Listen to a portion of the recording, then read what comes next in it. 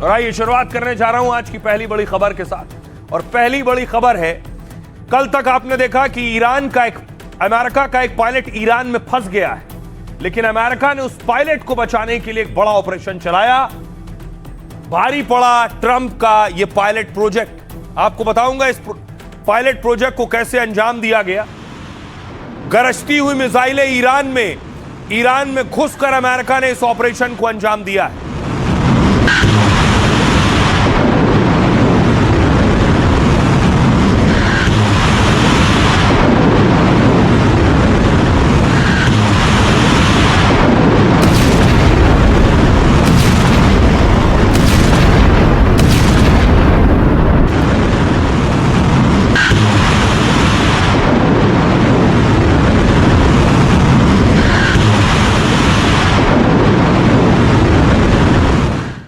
गरजती हुई मिसाइलों के बीच अमेरिका को अपने पायलट को छुड़ाना था।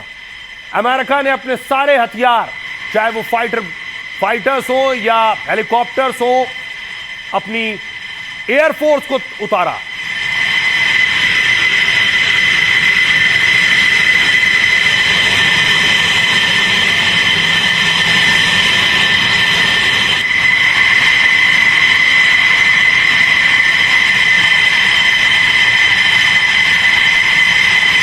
क्योंकि अमेरिका को और ट्रंप को हर हाल में अपने पायलट को ईरान से वापस लाना था, इसलिए ईरान के आसमान में अमेरिकी हेलीकॉप्टर और अमेरिकी फाइटर्स नजर आने लगे अपने पायलट को खोजने के लिए। अमेरिका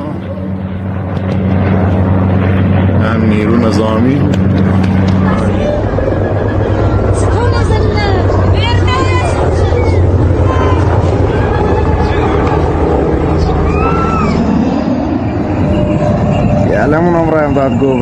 ये आप देख रहे हैं ईरान के आसमान में अमेरिका के ब्लैक हॉक ढूंढ रहे हैं अपने पायलट को। और सिर्फ अमेरिका नहीं, ईरान में उस पायलट को ढूंढने पर इनाम था, तो ईरान के लोग सड़कों पर उतर गए। और ईरान के लोग देखिए जरा, सड़कों पर उतरकर पायलट को खोजने लगे। 55 लाख का इनाम था। अमेरिकी पायलट को जो खोज लेगा उसे इनाम मिलेगा। गाड़ियों का जाम लग गया पायलट को खोजने के लिए।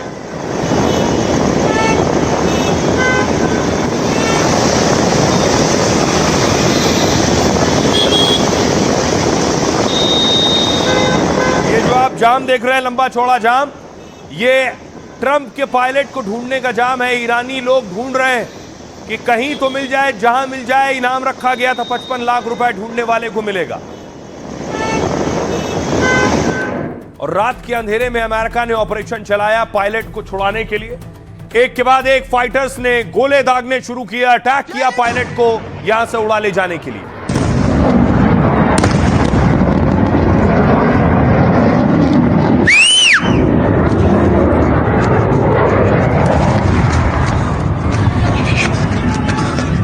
या खुदा कहने में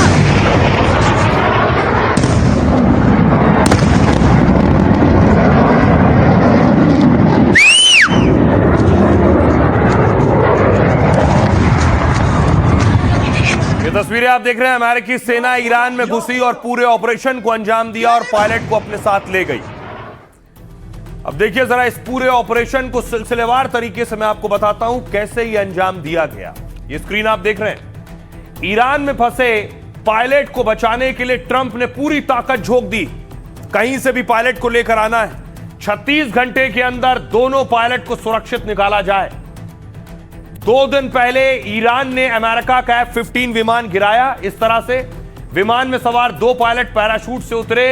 एक तो कुछ घंटे में बचा लिया गया, पर दूसरा उतरते समय घायल हो गया और ज्यादा चल नहीं सकता था, इस स्थिति में था।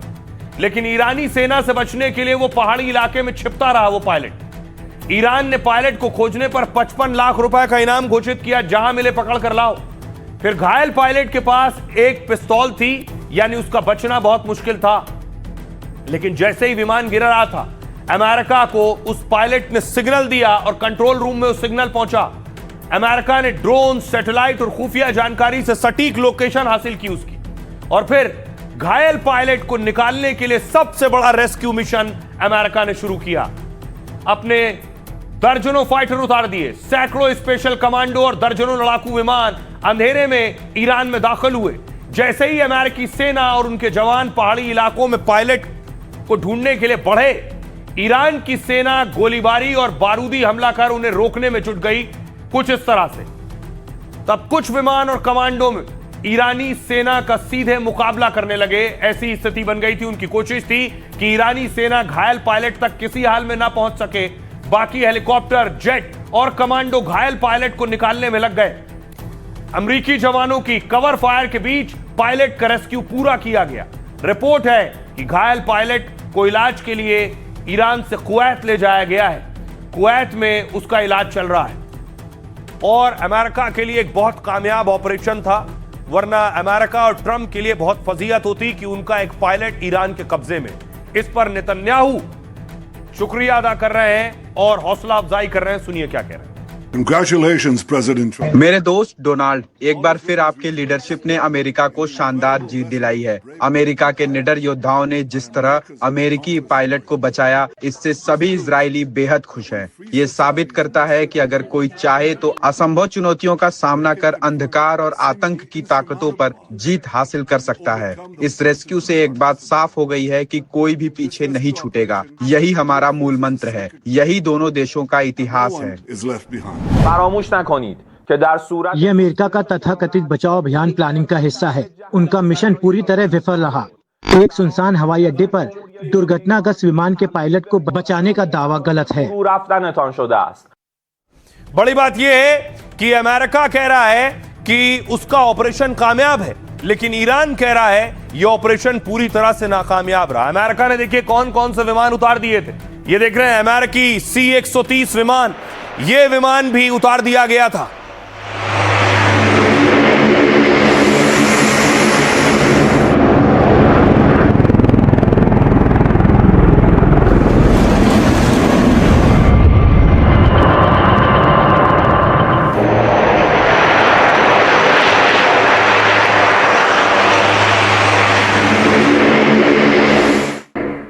देखिए ट्रंप ने अपने पायलट को बचाने के लिए पूरी ताकत झोंक दी थी। ये आप देख रहे हैं, ये है जॉली ग्रीन हेलीकॉप्टर। अमेरिकी वायुसेना का नया एडवांस हेलीकॉप्टर शामिल हुआ इस ऑपरेशन में। जॉली ग्रीन हेलीकॉप्टर में खास सेंसर और कवच लगे होते हैं। पायलट को बचाने के लिए लगाया गया था। पायलट को दुश्मन और हालात की सटीक जानकारी मिलती है।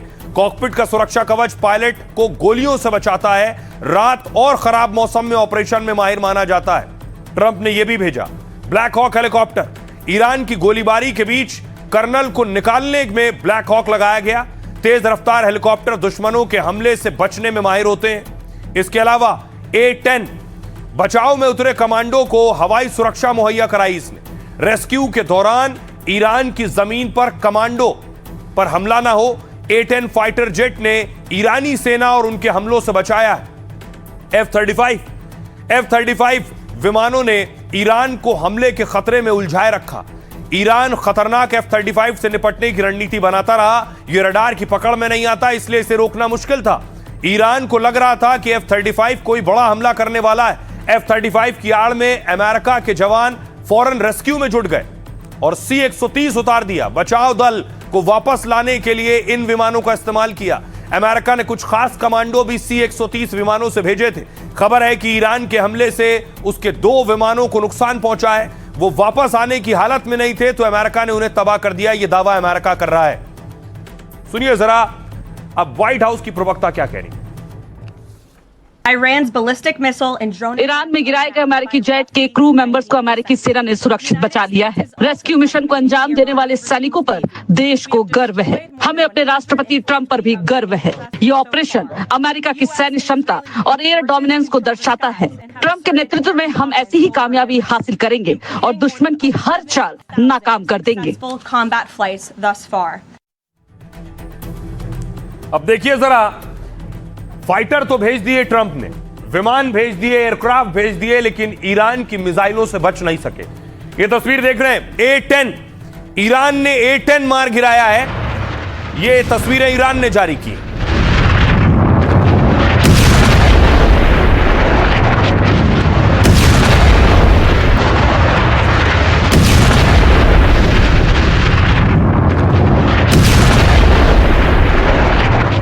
और उसके बाद आसमान में मारा गया A-10 और उसका यह मलबा आप देख रहे हैं ईरान की जमीन पर।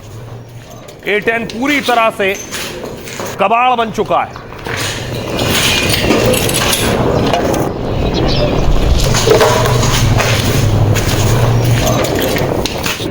तो पायलट को बचाने के लिए अमेरिका ने हजारों करोड़ का नुकसान करवाया है, अपने फाइटर्स और अपने कई विमान तबाह करवा लिए। तस्वीर में आपको दिखाऊं, देखिए जरा, यह मलबा है, ये उन विमानों का मलबा है जो बचाने के लिए भेजे गए थे। जहां तक नजर जाएगी आपको मलबा ही मलबा नजर आएगा।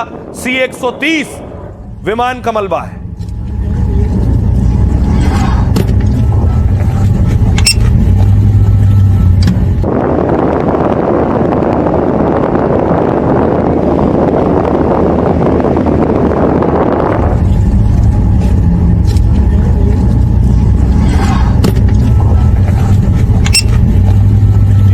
आप देख रहे हैं जो अमेरिकी पायलट को बचाने गए विमानों को तबाह किया ईरान ने, उसका मलबा है।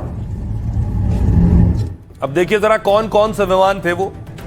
ये है C-130।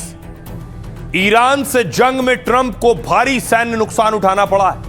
ईरान का आसमान अमेरिकी विमानों के लिए कब्रिस्तान बन गया। 48 घंटे में उसके आधा दर्जन जेट, हेलीकॉप्टर और ड्रोन मार गिराए। ईरान का दावा है कि अमेरिका के C-130 विमान को मार दिया है। इस्फहान में ईरानी सेना ने 700 करोड़ रुपए के अमेरिकी विमान को मार गिराया। C-130 हरकुलिस अमेरिका का भारी भरकम मालवाहक विमान है। यह करीब 100 सैनिक और भारी हथियार उपकरण ले जा सकता है। यह विमान मिट्टी, रेत, घास और कच्चे रनवे पर भी उतरने में सक्षम है। तस्वीर भी मैंने आपको दिखाई, कच्चे में उतरा था। खबर है कि ईरान में लापता पायलट की तलाशी मिशन में यह विमान भेजा गया, तभी ईरान की police commando unit Faraj rangers ने C-130 तबाह कर दिया है। इसके अलावा ब्लैक हॉक, ईरान ने अमेरिका के 2 ब्लैक हॉक हेलीकॉप्टर भी मार दिए। अमेरिका ने पायलट बचाओ मिशन में ही इन हेलीकॉप्टर्स को भेजा था। ब्लैक हॉक दुनिया के सबसे भरोसेमंद हेलीकॉप्टर में गिने जाते हैं। ये हवाई हमलों, बचाव और स्पेशल ऑपरेशन में माहिर होते हैं, लेकिन इस तरह से तबाह कर दिए गए। 4000 फीट ऊंचाई पर 250 किलोमीटर प्रति घंटे की रफ्तार से उड़ सकते हैं। Black hawk laser guided missile, rocket और खास गन से लैस होते हैं। एक ब्लैक हॉक की कीमत है करीब 200 करोड़ रुपए बताई जाती है। इस तरह ईरान ने 400 करोड़ रुपए के अमेरिकी हेलीकॉप्टर मार गिराए। MQ-9 ड्रोन, ईरान ने अमेरिका के खतरनाक MQ-9 ड्रोन को भी तबाह किया है। तकनीक और सेंसर की वजह से ये दुनिया के सबसे खतरनाक ड्रोन कहलाते हैं। 50,000 फीट की ऊंचाई और लगातार 30 घंटे तक उड़ान भरने में सक्षम है। ये ड्रोन हेलफायर मिसाइल और बंकर बस्टर बम भी साथ ले जा सकते हैं। एक MQ-9 रीपर ड्रोन की कीमत है करीब 280 करोड़ रुपए। ईरान ने अब तक अमेरिका के करीब 15 MQ-9 रीपर ड्रोन गिरा दिए। मतलब ट्रंप के 4000 करोड़ से ज्यादा के ड्रोन मार गिराए ईरान ने। यह बहुत बड़ा झटका अमेरिका के लिए। आइए अब आपको बताऊं, ईरान के पत्रकार उस जगह पर मौजूद थे जहां अमेरिकी विमान ढेर किए गए। उनकी रिपोर्ट देखिए। اینجا منطقه پرزون در جنوب استان اصفهان هستش، جایی که 2 هواپیمای ترابری نظامی رژیم تروریستی آمریکا صبح امروز در منطقه هدف قرار گرفتند و ساقط شدند توسط نیروهای जब अमेरिकी विमान अपने पायलट की खोज में तलाशी अभियान चला रहे थे, तब हमने उन्हें बहुत नुकसान पहुंचाया। मैंने गोली चलाने के लिए खुद को तैयार किया। अमेरिका के लड़ाकू विमान ऊपर मंडरा रहे थे। मैंने खिड़कियों पर भी 2 गोलियां चलाई। अमेरिकी विमान और हेलीकॉप्टर को हमने बहुत नुकसान पहुंचाया। देखिए, खाड़ी में डेफिनेटली तनाव बढ़ रहा है। तनाव बढ़ ही नहीं रहा, तनाव है वहां पर इस समय।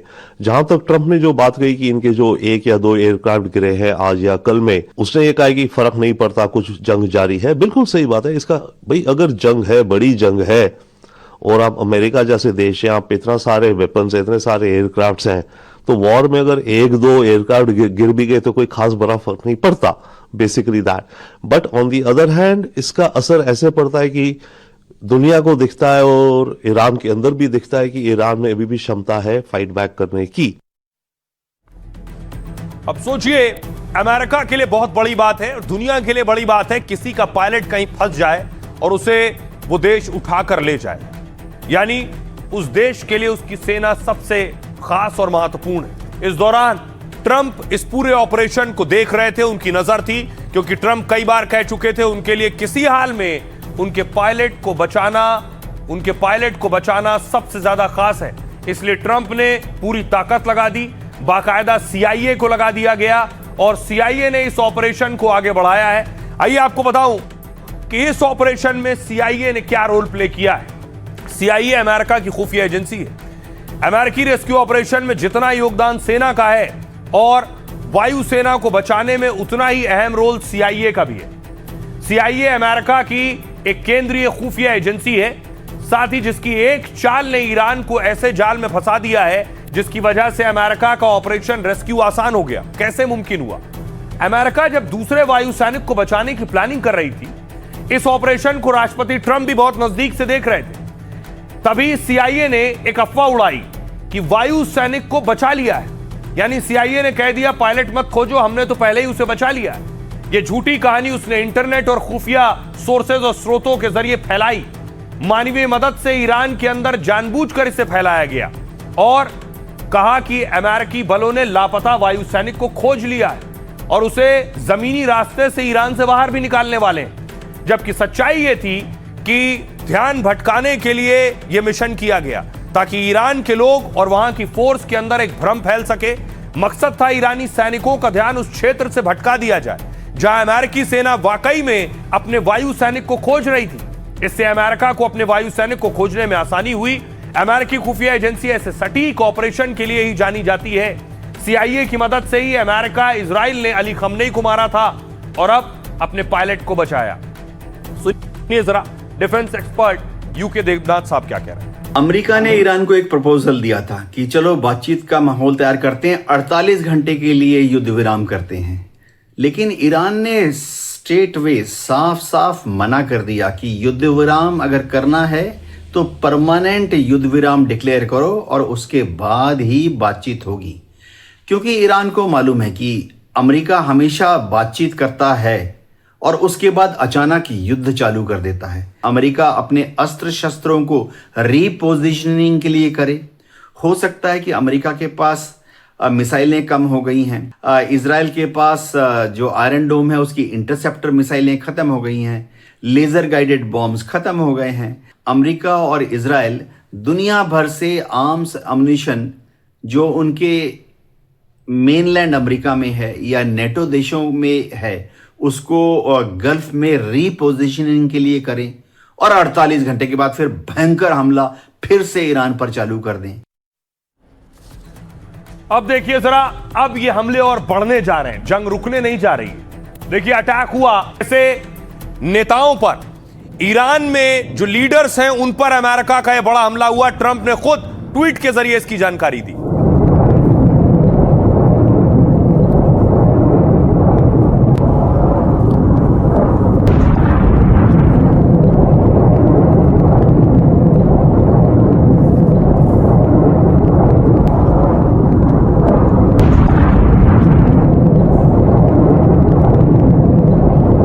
ट्रंप ने लिखा कि कई बड़े ईरानी लीडर्स पर, मिलिट्री लीडर्स पर यह अटैक हुआ। इसके बाद यह तस्वीर आप देख रहे हैं, ये ईरान के पेट्रोकेमिकल प्लांट है जिस पर इजराइल ने अटैक किया।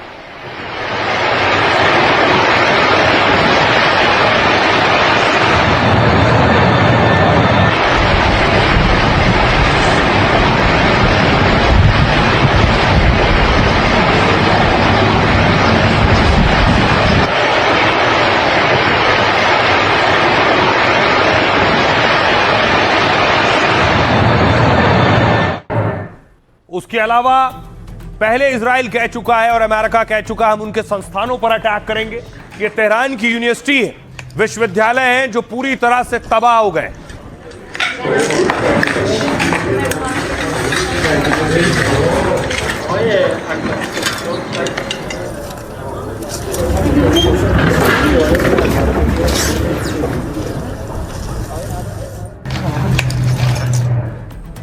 अमेरिका और इजराइल के हमले में ईरान को बड़ा नुकसान उठाना पड़ा। उनके न्यूक्लियर प्लांट पर भी अटैक हुआ है।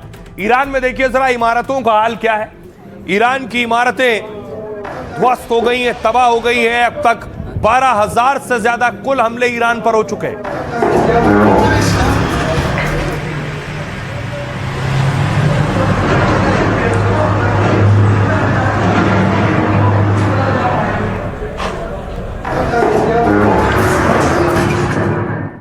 और इसी तरह ईरान का जो न्यूक्लियर प्लांट है बुशर, जिसे पुतिन और रूस ने बनाया है, उस पर भी अटैक हुआ है। बुशर की तस्वीरें, बुशर पर कई बार अटैक कर चुका है।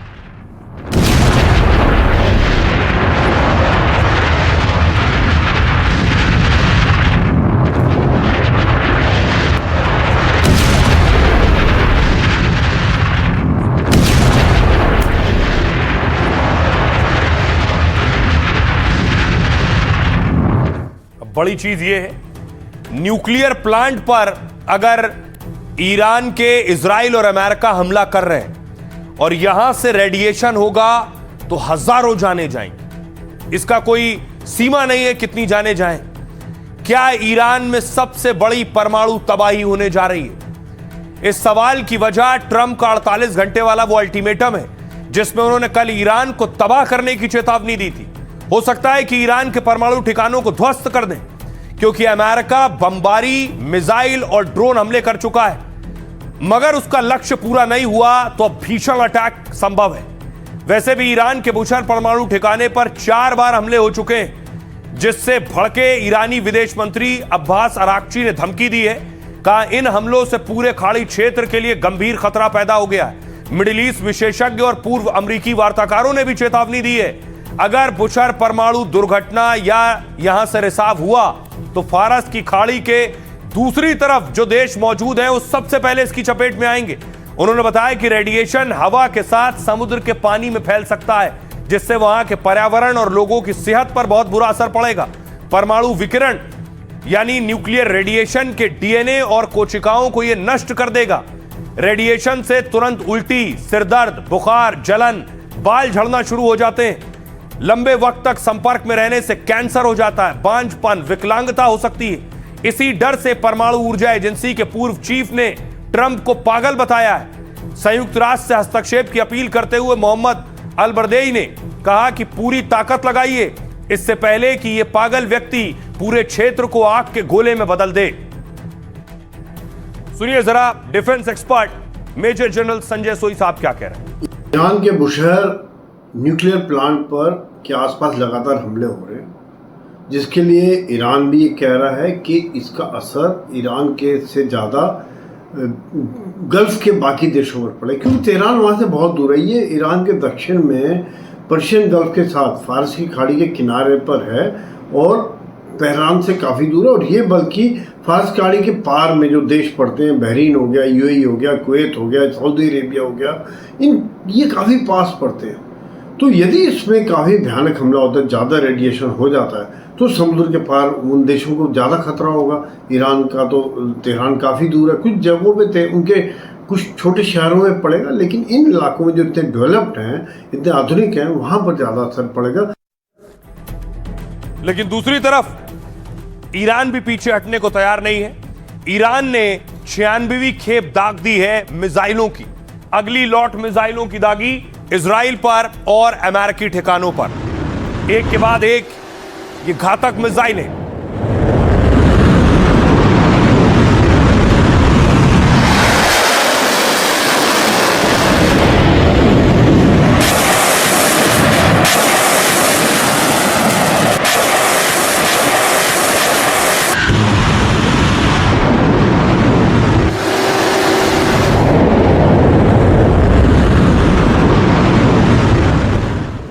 और ये मिसाइलें जाकर गिरी हैं। देखिए, ये इजराइल की ड्रोन फैक्ट्री है। वो ड्रोन जो जासूसी करते थे इजराइल के लिए, उस ड्रोन फैक्ट्री को तबाह कर दिया ईरान ने।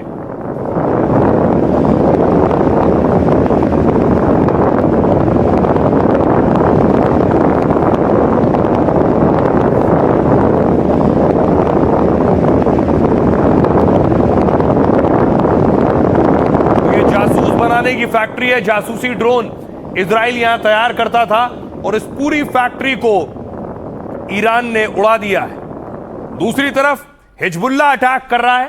ये हिजबुल्लाह के अटैक की तस्वीरें। हिजबुल्लाह ने मिसाइल दागी है इजराइल पर।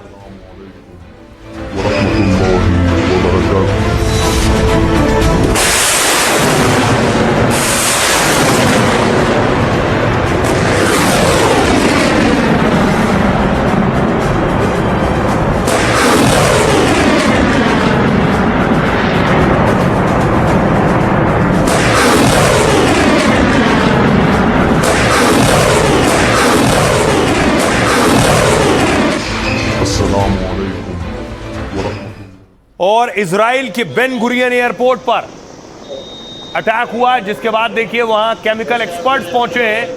कुछ ऐसे रेडिएशन और केमिकल लीक हो रहा है, जिसके बाद एक्सपर्ट्स बुलाए गए।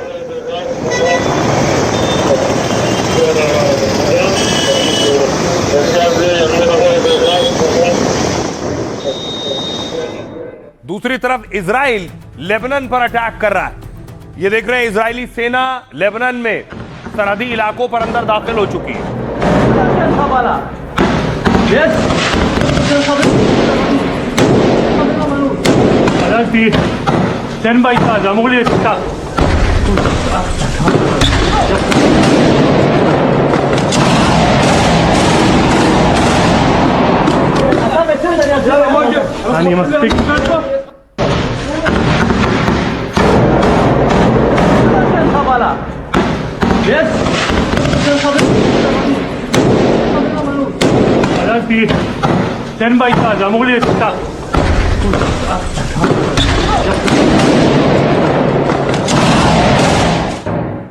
और लेबनान में एक के बाद एक धमाके हुए, पूरा गांव उड़ा दिया है इजरायली सेना ने। ये लेबनान का गांव है और गांव में एक साथ धमाके हुए।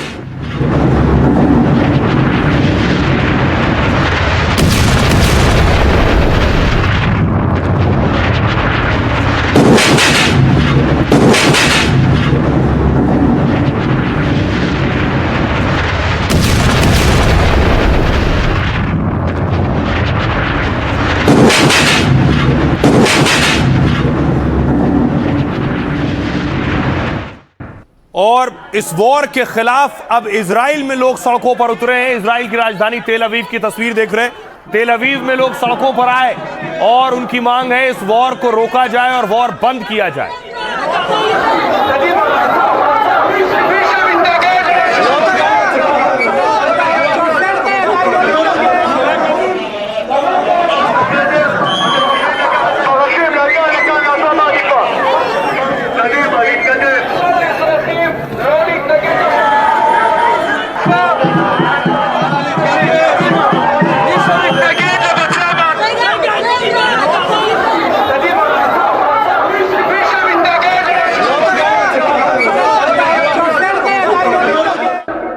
और अब ईरान हो, अमेरिका हो या इजराइल हो, उन लोगों के खिलाफ एक्शन ले रहा है जो युद्ध में दुश्मनों का समर्थन कर रहे हैं। ईरान के कमांडर IRGC के कासिम सुलेमानी, इनकी भतीजी अमेरिका में रहती और ईरान का समर्थन कर रही थी। इनकी भतीजी को अमेरिकी पुलिस ने गिरफ्तार कर लिया है और एक्शन लिया है।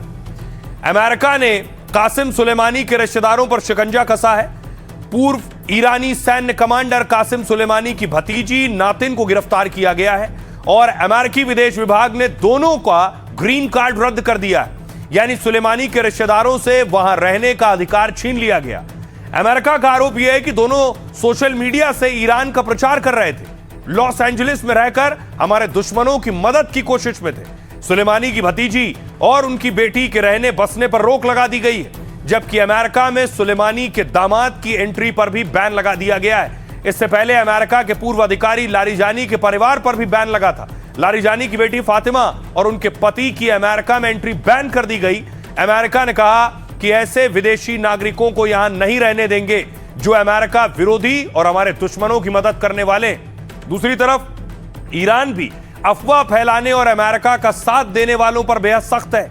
अमेरिकी समर्थन के आरोप में 100 से ज्यादा की संपत्ति जब्त करने को कहा गया है और ईरान में उनके बैंक खातों को भी फ्रीज करने के आदेश दिए।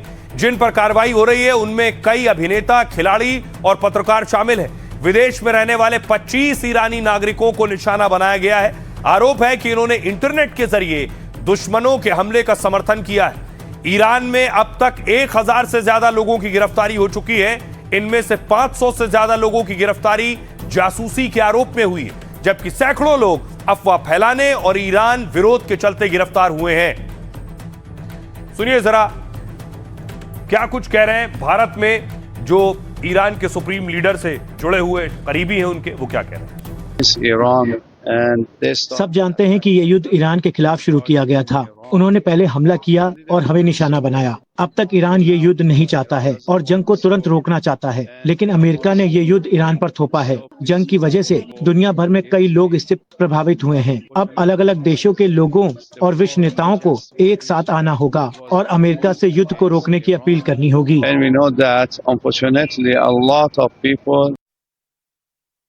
ट्रम्प कह रहे हैं कि 2 दिन बाद ईरान पर बहुत बड़ा अटैक होगा, तो ईरान भी सरप्राइज देने की तैयारी में। कुछ तस्वीरें सोशल मीडिया पर वायरल हैं इसके साथ कि ईरान का वो सरप्राइज क्या हो सकता है।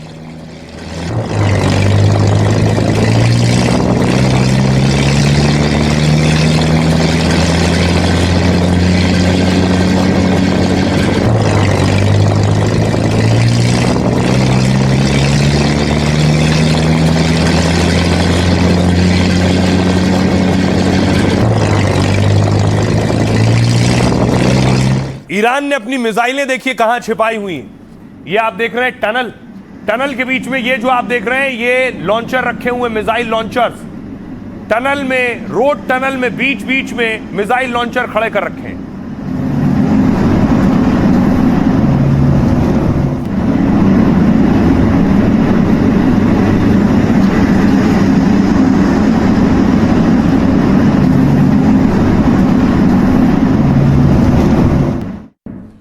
अब देखिए ट्रंप क्या कह रहे हैं और ईरान क्या जवाब दे रहा है उन्हें।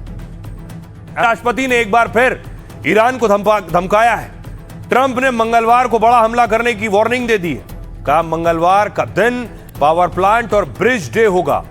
ईरान में ये सारे दिन एक साथ मनाए जाएंगे, यानी अमेरिका ईरान के पावर प्लांट और पुल उड़ाने वाला है। ट्रंप ने दावा किया कि वो होगा जैसा पहले कभी नहीं हुआ होगा। इतना ही नहीं, ट्रंप ने ईरान को पागल कहकर पोस्ट किया। लिखा, पागलों, हॉर्मुज स्ट्रेट को खोल दो वरना नरक में जाओगे। ट्रंप ने ट्रुथ सोशल प्लेटफॉर्म पर लिखा, अल्लाह की जय हो। अमेरिका के संभावित हमलों पर ईरान ने बड़ी चेतावनी दी है। कहा, हमला करोगे तो ईरान में तुम्हारे लिए ताबूत तैयार है। ईरान के एक सुरक्षा अधिकारी ने अमेरिका और इजराइल को कहा, हमारे पास अमेरिका और इजराइल के लिए बड़ा सरप्राइज है, बस अमेरिका और इजराइल को थोड़ा इंतजार करना होगा। फार्स न्यूज एजेंसी के मुताबिक अफसर ने ट्रंप का मजाक उड़ाया। ईरानी अफसर ने पुलों पर हमले की ट्रंप की धमकी को मजाकिया कहा। बोले, ये धमकियां अमेरिकी सैन्य कार्रवाई की नाकामी को दिखाती हैं। उन्होंने कहा, ईरान ने दुश्मन को कमजोर करना अच्छी तरह सीख लिया है। सुनिए जरा ईरानी सैन्य कमांडर क्या कह रहे हैं और भारतीय रक्षा विशेषज्ञ क्या कह रहे हैं। अगर अमेरिका और इजराइल ने ईरान के इंफ्रास्ट्रक्चर पर हमला किया तो हम चुप नहीं बैठेंगे। ईरानी सेना उनके लिए नर्क के दरवाजे खोल देगी। ईरान ने मिडिल ईस्ट कंट्रीज में जहां जहां भी अमेरिका के बेसिस थे उनको नुकसान पहुंचाया, उसने अमेरिका के रिफ्यूलर एयरक्राफ्ट को डिस्ट्रॉय किया, F-35 को डिस्ट्रॉय किया, F-15 को डिस्ट्रॉय किया, F-16 को डिस्ट्रॉय किया, और तो और उसके early warning and air control system को भी डिस्ट्रॉय किया। अब उससे बौखला गए हैं डोनाल्ड ट्रंप, और डोनाल्ड ट्रंप ने कहा कि मैं ईरान को पाषाण युग में यानी कि स्टोन एज के अंदर पहुंचा दूंगा। ये उनकी बौखलाहट तो दिखाती है, लेकिन इससे ये दिखाई दे रहा है कि युद्ध में वर्तमान स्थिति में ईरान अमेरिका पर भारी पड़ता है। अब अगर अमेरिका बड़ा अटैक करने जा रहा है, मंगलवार को कह रहा है कि पावर प्लांट और ब्रिज पर अटैक करेगा, तो अमेरिका की एक घातक मिसाइल है जो लॉन्च हो सकती है। यह है जैस्मर। इस मिसाइल से अमेरिका हमला कर सकता है और यह बेहद घातक है। क्रूज मिसाइल भी है और इसे फाइटर से भी दागा जा सकता है, यह इसकी खासियत है। बड़ा नुकसान ईरान को कर सकती है। आइए आपको बताऊं, यह है वो मिसाइल, देखने में ही घातक लग रही है। ईरान के खिलाफ अमेरिका ने सबसे घातक हथियार उतारा है। अमेरिका ने जैस्मर स्टील्थ क्रूज मिसाइलों की भारी तैनाती कर दी है। यह मिसाइल 600 मील यानी 965 किलोमीटर दूर से हमला कर सकती हैं। मिसाइल की बनावट ऐसी है कि रडार की नजर में भी नहीं आती और दुश्मन के एयर डिफेंस सिस्टम को आसानी से चकमा दे सकती हैं। ये मिसाइल बंकर और अंडरग्राउंड ठिकानों को पूरी तरह से तबाह कर सकती हैं। इसे B-52 और B-1B जैसे भारी बॉम्बर विमानों से भी लॉन्च किया जा सकता है, ये इसकी खासियत है। रिपोर्ट के अनुसार अमेरिका पूरी खेप का इस्तेमाल करने की तैयारी में है। एक मिसाइल लगभग $15 लाख यानी 13 लाख करोड़ रुपए की है और इन मिसाइलों को अब एक मिसाइल लगभग 13 करोड़ रुपए की है और इन मिसाइलों को अब ईरान से जुड़े सेंट्रल कमांड बेस पर भेजा जा रहा है। साथ ही ब्रिटेन के फेयरफोर्ट बेस पर भी भेजे जाने की खबर है और दावा है कि ये युद्ध शुरू होने से पहले अमेरिका के पास 2300 मिसाइलें थी ऐसी, लेकिन जंग के 37 दिन में 1000 से ज्यादा मिसाइलें दागी जा चुकी हैं। ऐसे में स्टॉक में अब केवल 400 के करीब ऑपरेशनल मिसाइलें हैं। अमेरिकी राष्ट्रपति डोनाल्ड ट्रंप ने ईरान को सीधी धमकी दी है। उन्होंने चेतावनी देते हुए कहा कि ईरान को पाषाण युग में पहुंचा देंगे। इस धमकी को जैसमर मिसाइल से जोड़कर देखा जा रहा है। क्या ये मिसाइल चलेगी तो ईरान के लिए बहुत बड़ा नुकसान होगा। सुनिए जरा विदेश मामलों के जानकार क्या कुछ कह रहे हैं इस पर। JASSM-ER ये वो मिसाइलें हैं जिनका एक बड़ा स्टॉक पाइल ईरान मोर्चे पर तैनात किया गया है। इनकी खासियत यह है कि 1000 किलोमीटर दूर से भी ये पिन पॉइंट एक्यूरेसी के साथ अटैक करती हैं, टारगेट को हिट करती हैं। इनका रडार क्रॉस सेक्शन इतना कम होता है जिससे कि ये अत्याधुनिक एयर डिफेंस सिस्टम्स के भी नजर में नहीं आती हैं। इसी वजह से इनको स्टेल्थ मिसाइल कहा जाता है। और सबसे बड़ी बात यह है कि इनका जो वॉरहेड है वो इस तरह का होता है 450 किलो के आसपास का, कि जिसको आप बंकर बस्टर वॉरहेड भी कह सकते हैं। ये कंक्रीट की मोटी दीवार को भी तोड़ सकता है। और यही वो कारण है कि बार बार जब राष्ट्रपति ट्रंप ये कहते हैं कि ईरान को पाषाण युग में भेज देंगे, स्टोन एज में कन्वर्ट करा देंगे, तो उसके पीछे कहीं ना कहीं ये धमकी JASSM-ER की मौजूदगी की वजह से होती है। अब देखिए कहीं जंग हो रही है, किसी के दिमाग में व्यापार भी चल रहा है, क्योंकि ईरान केवल इजराइल पर अटैक नहीं कर रहा है। ईरान अपने आसपास के मुस्लिम देशों पर भी अटैक कर रहा है। कैसे अटैक कर रहा है ये तस्वीर आप देख रहे हैं। ये इराक पर अटैक की तस्वीरें हैं।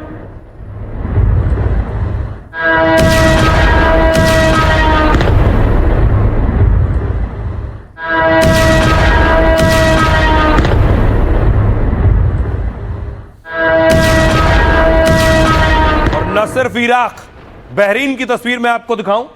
बहरीन की ऑयल रिफाइनरी बैपको सबसे बड़ी ऑयल रिफाइनरी में शुमार है, उस पर हमला हुआ।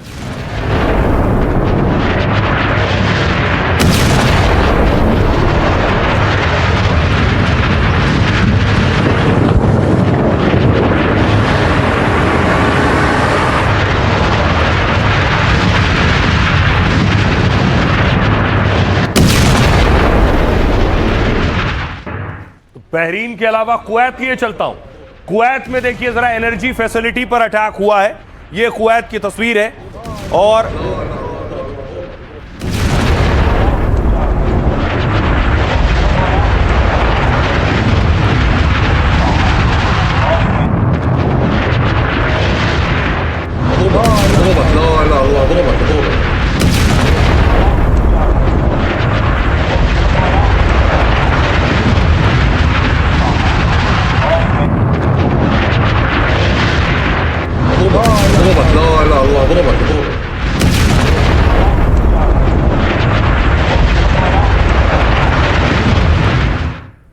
अब देखिए ईरान के पड़ोसी कुवैत में कच्चे तेल का बहुत भारी भंडार है। तेल की वजह से कुवैत मजबूत अर्थव्यवस्था वाला देश भी है। कुवैत करेंसी जो कुवैत की है वो दुनिया में सबसे महंगी मानी जाती है। एक कुवैती दीनार की कीमत आज 300 रुपए से ज्यादा है, यानी कुवैत का एक दीनार और भारत के 300 रुपए। लेकिन कुवैत में इस वक्त बूंद बूंद पानी का संकट है। 1 लीटर पानी की बोतल कुवैत में 100 रुपए में मिल रही है और इसकी सबसे बड़ी वजह है ईरान का उस पर हमला। कुवैत के बिजली और पानी प्लांट पर ईरान ने बड़ा हमला किया है। ड्रोन हमले से बिजली उत्पादन और पानी शुद्धिकरण रुक गया है। कुवैत की इमरजेंसी टीमें दिन रात प्लांट ठीक करने में लगी हुई हैं, क्योंकि कुवैत पानी के लिए डीसैलिनेशन प्लांट पर निर्भर है। कुवैत में पानी का मुख्य स्रोत समंदर का जो खारा पानी है उसे साफ करके उसे शुद्ध करके पीते हैं, क्योंकि कुवैत दुनिया के उन दुर्लभ देशों में एक है जहां कोई नदी, झील या पानी का कुदरती स्रोत नहीं। विश्व बैंक के मुताबिक दुनिया में सबसे गंभीर जल संकट कुवैत में। जमीन के अंदर से भी पानी की जगह कुवैत में तेल निकलता है। इससे कुवैत का व्यापार और आर्थिक ताकत तो बढ़ रही है, लेकिन पीने का पानी या तो समंदर से मिलता है या दूसरे देशों से। जंग की वजह से कुवैत तक दूसरे देशों से पानी पहुंचना मुश्किल है। ऐसे में पानी के लिए कुवैत 100% डीसैलिनेशन पर निर्भर है और ईरान उस पर हमला कर कुवैत को बूंद बूंद के लिए तरसा रहा है। सुनिए जरा पूर्व राजनयिक अशोक सज्जनहार साहब क्या कह रहे हैं। ईरान ऐसे करेगा और करता रहेगा आगे भी, तो उसके जो संबंध हैं आगे चलते हुए जब युद्ध खत्म होगा तो उसके जो संबंध हैं और देशों के साथ, चाहे खाड़ी देशों के साथ, क्योंकि वहां का जो तेल और एलपीजी और वगैरह वहां से फॉसिल फ्यूल्स बाहर निकलते हैं, तो उसका संबंध इन सब देशों से बहुत खराब होगा। और जो आयात करते हैं जैसे भारत है, सभी दक्षिण एशिया के देश है, south east Asia, east Asia के देश और यूरोप के देश जो इतना निर्भर हैं यहाँ के फॉसिल फ्यूल से, इन सब के साथ उसके संबंध अच्छे नहीं होंगे। तो फिर अपने दूरगामी संबंधों को नजर में रखते हुए ईरान को भी इसके बारे में थोड़ा एक विजनरी सोच अपनानी चाहिए।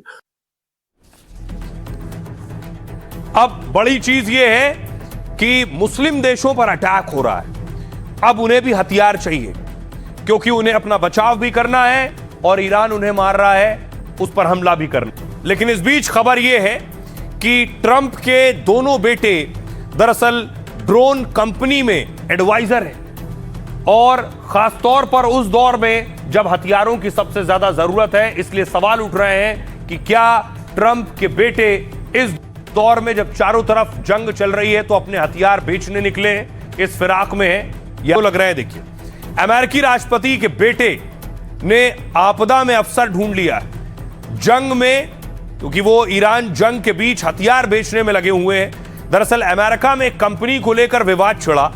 फ्लोरिडा की पावरस नाम की एक कंपनी एक ड्रोन स्टार्टअप है, यानी नया नया ड्रोन बनाना शुरू किया है, जिससे राष्ट्रपति ट्रंप के बेटे एरिक और ट्रंप जूनियर जुड़े हुए हैं। मीडिया रिपोर्ट्स के मुताबिक इन दोनों कंपनी में इन दोनों का निवेश है। यही कंपनी खाड़ी देशों को ड्रोन सिस्टम बेचने की कोशिश कर रही है। इसका खुलासा भी पावरस कंपनी के सह संस्थापक ने कर दिया है, क्योंकि सऊदी अरब, यूएई, कतर, कुवैत सबको हथियारों की जरूरत है। इसी मौके का फायदा उठाकर ट्रंप के बेटों ने ड्रोन कंपनी पर दांव लगाया है और ट्रंप के बेटे फरवरी के अंत में इस कंपनी के सलाहकार के तौर पर जुड़े। ये वही वक्त था जब अमेरिका और इजराइल ने ईरान पर हमला किया था। दोनों भाई ड्रोन सेक्टर के निवेशक हैं और अमेरिकन वेंचर्स फंड से जुड़े हुए हैं, जिसने ड्रोन कंपनियों में करीब $1 अरब का निवेश किया है। पूर्व अमेरिकी एथिक्स अधिकारी रिचर्ड पेंटर ने भी आरोप लगाया है राष्ट्रपति के परिवार के लोग युद्ध से फायदा कमाने की कोशिश में खाड़ी देशों पर दबाव हो सकता है कि वो इस कंपनी से खरीदारी करें। ट्रंप के बेटों के इस निवेश पर विपक्षी नेताओं ने भी सवाल उठाए। डेमोक्रेटिक सांसद एलिजाबेथ ने रक्षा मंत्री को चिट्ठी लिखकर पूछा है क्या इन कंपनियों को सरकारी ठेके सही तरीके से दिए जा रहे हैं या फिर राष्ट्रपति के परिवार को फायदा पहुंचाया जा रहा है। सुनिए जरा अमेरिकी राष्ट्रपति डोनाल्ड ट्रंप क्या कह रहे हैं। अब हम ईरानियों को बचाना नहीं चाहते, बल्कि नागरिक ढांचों पर हमला करके उन्हें पाषाण युग में वापस भेज देंगे, जहां वो असल में थे। याद रखिए कि जंग की शुरुआती मकसद ईरानियों की मदद करना था, लेकिन ईरान ने हमारी बात नहीं मानी, इसलिए उसे इसकी कीमत चुकानी होगी। हम अगले 2-3 हफ्तों में ईरान पर जबरदस्त हमला करेंगे और उन्हें पाषाण युग में वापस भेज देंगे। और आइए खबरों में आगे बढ़ते हैं। आज की एक और बड़ी खबर है, क्योंकि पड़ोसी मुल्क पाकिस्तान देख रहा है दुनिया में जंग चल रही है और उन्हें भी डर और खौफ है। फिर कैसे बौखला गया पाकिस्तान। आपको याद होगा पिछले दिनों रक्षा मंत्री राजनाथ सिंह दरअसल विशाखापट्टनम में थे और वहां INS तारागिरी को कमीशन करने के लिए पहुंचे थे। तो वहां उन्होंने बयान दिया कि ऑपरेशन सिंदूर अभी खत्म नहीं हुआ है। पाकिस्तान में बैठे हुए नेता इसे सुन रहे थे।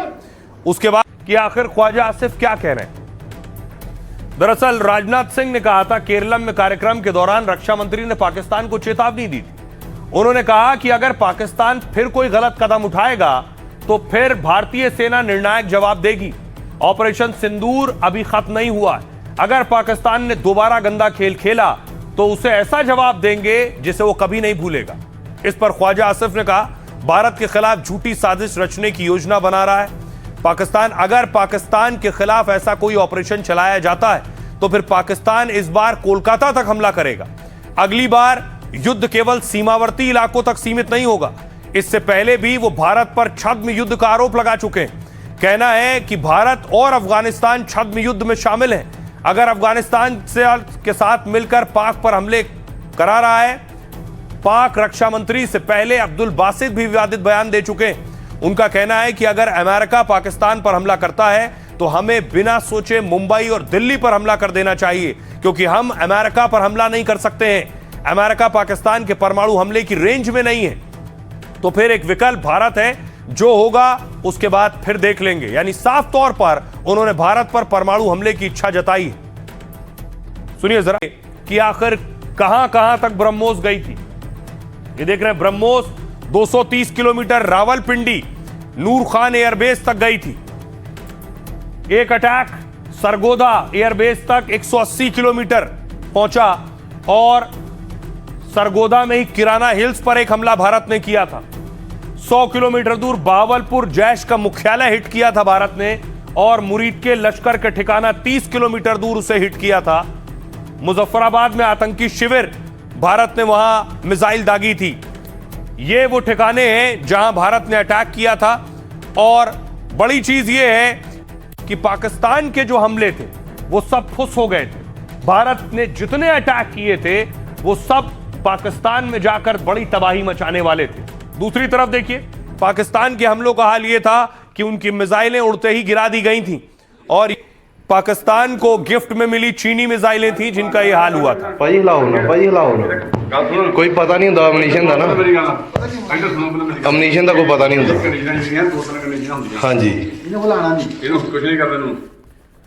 तो 22 अप्रैल को पहलगाम अटैक के बाद ऑपरेशन सिंदूर शुरू हुआ। 6-7 मई की रात को भारत ने पाकिस्तान पर हमला शुरू किया और इस ऑपरेशन में पहले आतंकी ठिकानों को निशाना बनाया गया था। पीओके में 9 आतंकी ठिकानों को भारतीय सेना ने तबाह कर दिया था। इसमें मुरीद के बहावलपुर लाहौर के पास के कई इलाके शामिल थे। ये ठिकाने जैश ए मोहम्मद और लश्कर तैयबा के ट्रेनिंग कैंप्स थे। 100 आतंकी मारे गए। मसूद अजहर के परिवार के लोग भी ढेर हो गए। पाकिस्तान के 11 एयरबेस पर नुकसान पहुंचा था। भारतीय सेना ने यहां रनवे और रडार सिस्टम को भी ध्वस्त कर दिया था। इसके अलावा पाक के 6 से ज्यादा विमान ध्वस्त होने का दावा है। पाकिस्तान के 11 सैनिक मारे गए जबकि 78 से ज्यादा घायल हुए थे।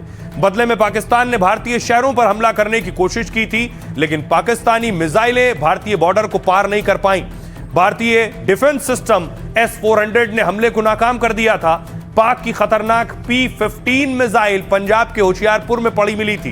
पाकिस्तान को तब IMF से $2.4 बिलियन की मदद मांगनी पड़ी थी।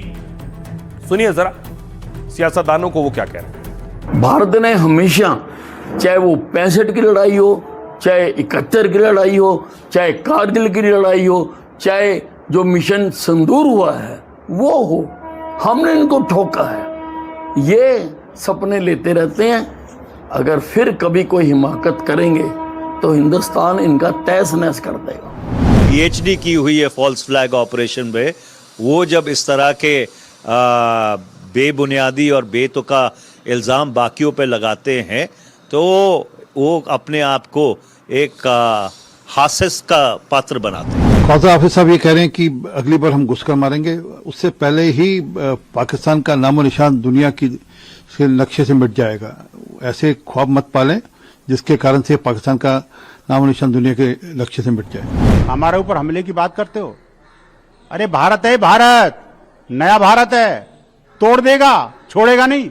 बंगाल क्या, भारत के किसी भी हिस्से में घुसने की जरूरत मत करना, नहीं तो क्या परिणाम होंगे। अभी तो हमारी सेना ने यहीं बैठ के जवाब दे दिया, जब घुस जाएगी तो क्या होगा इसकी कल्पना नहीं कर सकते आप। पाकिस्तान के इस मंत्री का इस तरह का धमकी देना बिल्कुल ही गैर मुनासिब है। और पाकिस्तान को अपनी हद में रहना चाहिए। कलकत्ता तो इनकी पहुंच से बाहर है साहब। हम तो जिस दिन चाहेंगे ना तो इनके पूरे देश के किसी भी कोने पे कर सकते हैं। भारत शांति प्रिय देश है, वो नहीं चाहता कि कभी भी युद्ध हो। कभी भी हम फर्स्ट अटैक की फिलॉसफी पे नहीं चलते हैं, लेकिन अगर कोई आंखें तरेर कर देखता है ना तो जो हश्र हमने पाकिस्तान का ऑपरेशन सिंदूर में किया था उससे 100 गुना खराब हश्र कर देंगे। अभी समर है और आइस मेल्ट हो रहा है जम्मू कश्मीर साइड पे, वहाँ से घुसपैठ करने को तैयार हैं उनके जो MIT Multan institute terror, Islamabad institute terror जिसको हम IIT कहते हैं, वो घुसपैठ करने को तैयार है। अब जिस तरह से वो आना चाहते हैं, हमारी सेना मुस्तैद है, तैयार है। अब घुसो अंदर और ऑपरेशन सिंदूर 2 करेंगे। अब देखिए पाकिस्तान लड़ाई की धमकी दे रहा है, लेकिन हकीकत यह है कि पाकिस्तान के पास लड़ने के लिए हथियार है ना पैसे हैं। पाकिस्तान ने जो कर्जा लिया था वो कर्जा वापस मांग रहा है UAE भी। UAE कह रहा है पाकिस्तान से जो कर्जा लिया था वो लौटा दो। पाकिस्तान दुनिया भर में कर्ज मांगने के लिए मशहूर देश है। 25 करोड़ आबादी वाले पाक के हर नागरिक पर लाखों का कर्जा है। पाकिस्तान में प्रति व्यक्ति कर्ज करीब 3.25 लाख रुपए है। IMF के साथ ही चीन, UAE, सऊदी जैसे देशों से पाक ने कर्ज लिया है। एक रिपोर्ट के मुताबिक पाक पर 81 लाख करोड़ का कर्ज है। कुछ दिन पहले ही UAE ने पाक को कर्ज लौटाने की हिदायत दी, जिसके बाद पाक ने $2 अरब का कर्ज चुकाने का फैसला किया। इस मामले पर पाकिस्तान की मीडिया ने एक रिपोर्ट जारी की थी। इसमें बताया गया कि यह पैसा स्टेट बैंक ऑफ पाकिस्तान के पास जमा था, जिसे इस महीने के आखिर तक पाक UAE को वापस लौटा देगा। वर्तमान में पाक के पास लगभग $21 अरब का विदेशी मुद्रा भंडार है। तकनीकी रूप से पाकिस्तान ये $2 अरब चुकाने की स्थिति में तो है, लेकिन इससे उसका खजाना खाली होने के कगार पर पहुंच जाएगा। खर्च चलाने और दूसरी किस्तों को चुकाने के लिए फिर हाथ फैलाना होगा पाकिस्तान को। कुल $12 अरब के विदेशी कर्ज की मियाद इस साल खत्म हो रही है, जिसमें सऊदी अरब के 5 अरब और चीन के $4 अरब शामिल हैं। एक्सपर्ट्स मानते हैं कि UAE के इस कदम से दूसरे कर्जदाता भी पैसा मांग सकते हैं। अगर ऐसा हुआ तो पाक के पास सिर्फ दिवालिया होने का ही रास्ता बचेगा। एक और बड़ी खबर, पाकिस्तान की आतंकी साजिश नाकाम हुई है। पाकिस्तान एक तरफ गीदड़ भभकी देता है और पीछे से आतंकी साजिश रचता है। इससे पहले आपको याद होगा हाफिज सईद का करीबी शब्बीर लोन को पकड़ा गया था। शब्बीर लोन से सवाल जवाब हुए, बड़ी साजिश और कई मंदिर इसके टारगेट पर थे। दूसरी तरफ दिल्ली पुलिस ने कुशीनगर से आईसिस के संदिग्ध आतंकी को पकड़ा है। रिजवान को अरेस्ट किया गया और कोर्ट में पेश किया गया।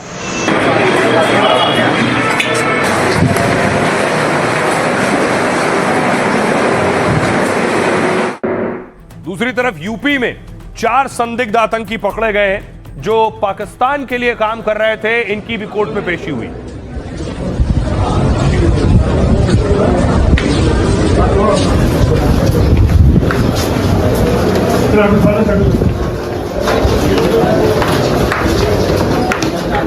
आतंकियों के मोबाइल से संदिग्ध वीडियो मिले हैं, जिसकी जांच जारी है कि आखिर ये किसके इशारे पर काम कर रहे थे और भारत में किस साजिश को अंजाम देना इनका मकसद था। इनके हाथों में AK-47 दिख रही है। AK-47 इनके पास कहां से आई और ये पैसों के जरिए भारत में क्या करने वाले। यूपी ATS ने लखनऊ से 4 संदिग्ध गिरफ्तार किए।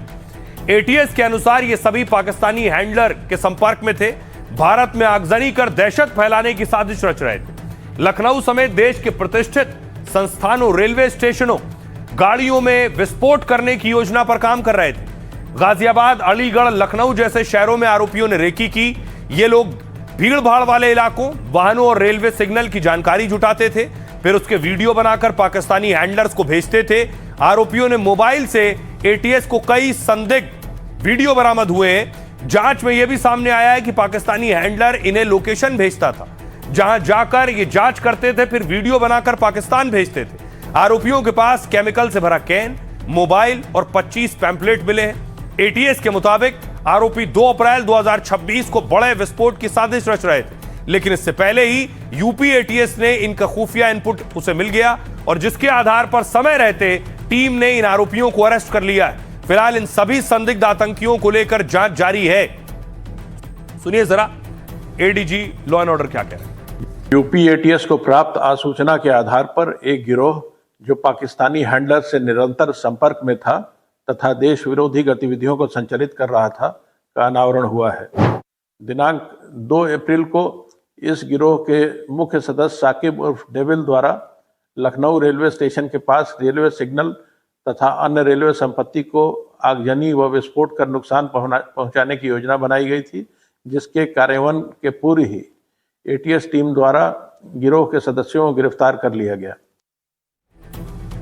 अब देखिए जरा, जिन्हें पकड़ा गया ये कौन है? ये 4 लोग जिन्हें यूपी से पकड़ा गया है, ये है साकिब, अरबाब, बाबू और रौनक। इन चारों के संपर्क पाकिस्तान से थे। इन चारों के बारे में आपको बताऊं, इनकी गिरफ्तारी कैसे हुई मैंने आपको बताया। साकिब इस पूरे मॉड्यूल का मास्टरमाइंड माना जा रहा है और साथ ही यूपी के मेरठ का रहने वाला है और सलून चलाता है। इसी सलून में से वो पाकिस्तान को खुफिया जानकारी भेजता था। साकिब ही डेविल कोड नेम का इस्तेमाल कर रहा था और विशेष मोबाइल ऐप्स के जरिए पाक हैंडलर्स से निर्देश ले रहा था। यह अरबाब, साकिब के साथ ही अरबाज भी मेरठ का रहने वाला है और साकिब ने ही उसे इस नेटवर्क में शामिल किया था। वो सक्रिय रूप से रेकी और अन्य गतिविधि में शामिल था। लोकेश ग्रेटर नोएडा के छपरौला गांव का रहने वाला है। नशे का आदी था, वेटर का काम किया करता था। लोकेश भीड़ भाड़ वाली जगहों पर जाकर रेकी करता था। वहीं हाल में ही जेवर एयरपोर्ट के उद्घाटन में भी पहुंचा था। माना जा रहा है कि ये सभी गतिविधियां रेकी का हिस्सा थीं। विकास लोकेश का दोस्त है और छपरौल का ही रहने वाला है। दोनों नशे के आदी थे और साथ ही वेटर का काम किया करते थे।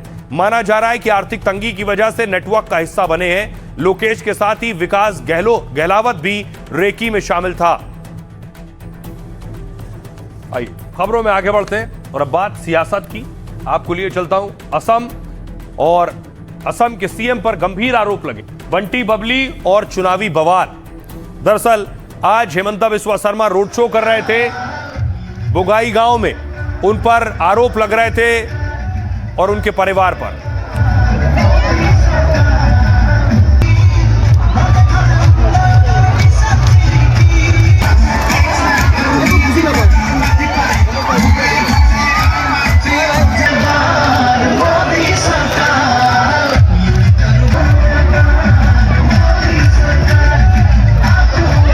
बताऊं कि देखिए क्या आरोप लगे हेमंता बिस्वा शर्मा पर।